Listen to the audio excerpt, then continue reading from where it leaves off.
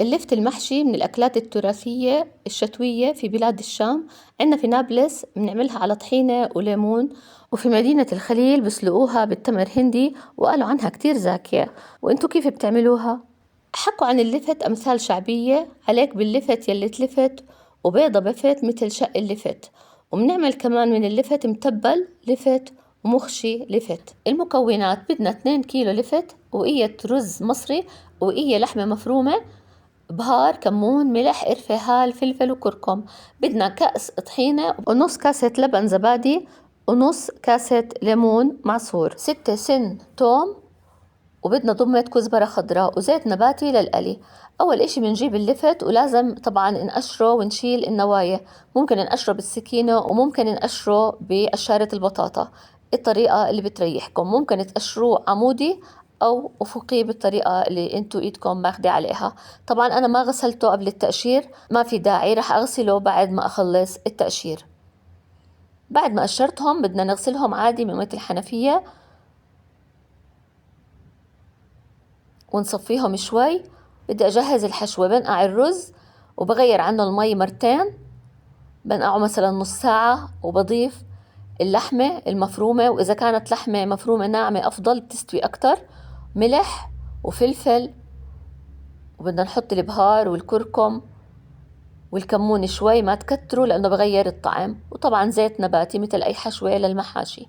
هلأ بدنا نحفرهم بالحفارة، أو مثل ما بنحكي بالنابلسي بدنا ننقرهم بالمنقرة.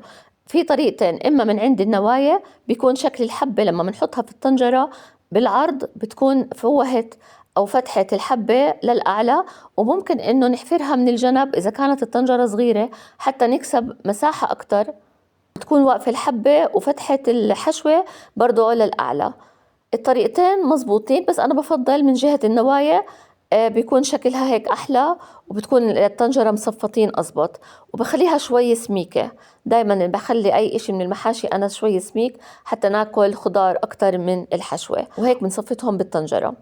ودايما بخلي نسبة اللحمة المفرومة ظاهرة جوا حبة اللفت حتى ما إنها تفتح خلال السلق. هاي الحشوة بدنا نخليها علشان نقليها بقاع الطنجرة.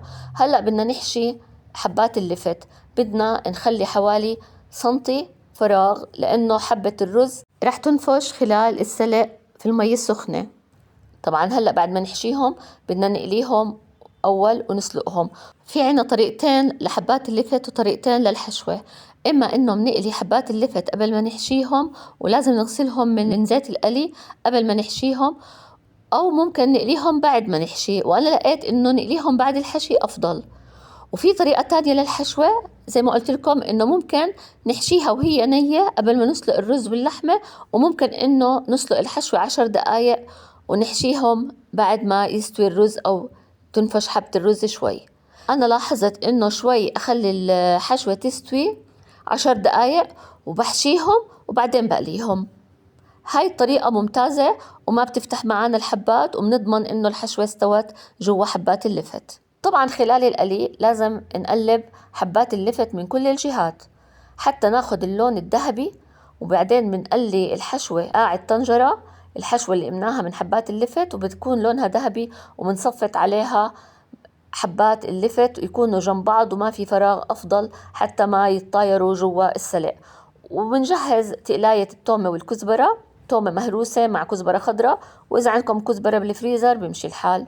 وبرضه بدنا التقلاية يكون لونها ذهبي، ما بدنا إياها تكون محروقة بتعطي طعم مر.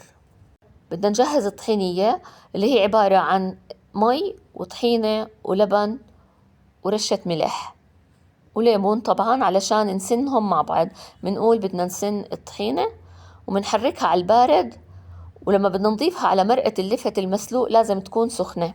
هلأ بدنا نسلق اللفت بعد ما قليناه، بنحط عليه مي باردة عادية، وإذا حبيتوا تحطوا صحن فوق حبات اللفت قبل ما تحطوا غطاية الطنجرة علشان ما يتحركوا بيكون برضو أفضل. وبنتركهم حوالي نص ساعة أو 3/4 ساعة، ولازم تكون حبة اللفت مستوية ما تكون تقرط. بنحط رشة ملح، وهلأ بحط التقلاية على الطحينة على أساس إنه أجهزها لما بدي أضيفها على اللفت المسلوق.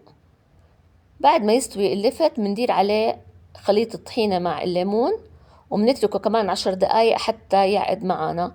ولازم نشيل المرقة عن حبات اللفت حتى ما يتفتحوا ويتفزروا أو يخبصوا. وزاكي كتير في الشتوية، والله يهدي بالنا، وإن شاء الله يا رب يديمها علينا نعمة. إن شاء الله الأيام الجاية بتكون أحسن.